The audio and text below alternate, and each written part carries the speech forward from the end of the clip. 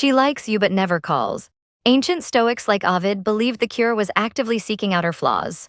We will explore some of the most bizarre strategies in this video, where you'll learn how to challenge idealization and reclaim your emotional control using ancient Stoic principles. So you're in this situation where you feel a connection, maybe even a strong one, but the phone just doesn't ring. Or the texts don't come through unless you send them first. It's confusing, right? It can bruise your ego and leave you feeling unwanted, maybe even a little heartbroken. But before you spiral into despair, let's look at this through the lens of Stoicism, an ancient philosophy that can help you regain your balance and perspective. One of the biggest things the Stoics talked about was controlling your emotions. They believed that our feelings come from our thoughts, not from what's happening around us. So if you're feeling anxious or rejected because she isn't calling, it's not really her fault. It's your thoughts about the situation that are causing you pain. Think about it. Are you idealizing her? Are you building her up in your mind to be this perfect person who can do no wrong? The Stoics warned against this. They said that idealizing someone is like setting yourself up for disappointment. Because nobody is perfect. Everyone has flaws and shortcomings. Focusing on someone's good qualities while ignoring the negative is simply a lie of omission.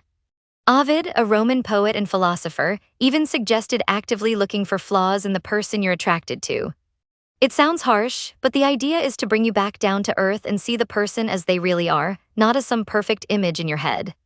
Find her flaws and remember that there is more than one fish in the sea.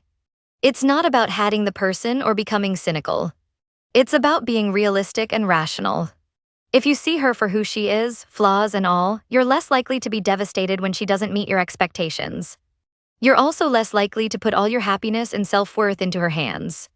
Another thing to consider is attachment style. This idea comes from psychology, and it talks about how we form relationships based on our early childhood experiences. People with an anxious attachment style tend to be clingy and worried about rejection. Those with an avoidant style prefer to keep their distance and avoid intimacy. And people with a secure attachment style are comfortable with closeness and independence. Maybe she's not calling because she has an avoidant attachment style. It doesn't mean she doesn't like you. It just means she needs space. Or maybe she's playing games trying to make you chase her. Whatever the reason, it's important to understand your own attachment style so you can react in a healthy way. If you're an anxious type, you might be tempted to call her constantly or send her a bunch of texts. But that will probably push her away even more. Instead, try to control your anxiety. Focus on yourself and your own interests. Spend time with friends and family. Do things that make you feel good. And if she's playing games, ask yourself if that's really the kind of relationship you want. Do you want to be with someone who's always trying to manipulate you or make you feel insecure? A Stoic would say that's not a virtuous way to live. A virtuous person acts with honesty, integrity, and self-respect. So what should you do if she never contacts you first? First, manage your expectations. Don't idealize her. See her for who she is, not for who you want her to be. Second, understand your own attachment style and how it might be affecting your behavior. Third, focus on yourself and your own well-being. Don't put your happiness in her hands. Communicate your needs and assert your boundaries. Let her know that you want to be respected. Be honest and express your feelings without being clingy or demanding. By being assertive and open, you show her that you are a high-value man. Remember, Stoicism is about taking responsibility for your own emotions and actions. It's about living a virtuous life regardless of what other people do. So even if she never calls, you can still be happy and fulfilled. You can still live a meaningful life. You can still be the best version of yourself. But you should start respecting yourself because it is only then she will start respecting you.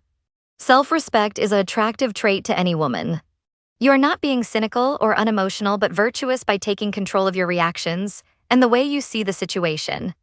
This situation can be an opportunity for you to be stronger and for you to understand your needs and boundaries in a relationship.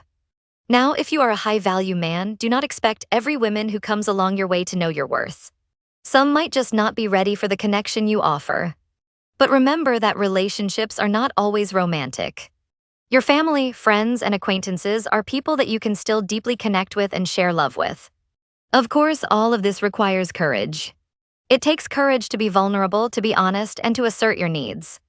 It takes courage to face rejection and disappointment. But if you want to find true happiness and fulfillment, you have to be brave enough to take those risks. Take a deep breath and trust that you are worthy of the type of connection you desire. However, there are still questions that remain. What if her behavior triggers past trauma or insecurities? How do you balance self-compassion with the need for personal growth? These are topics for another time, but I hope this video has given you some food for thought. If you enjoyed this video, please give it a like, share it with your friends, and subscribe to my channel for more content on Stoicism and relationships. Thanks for watching.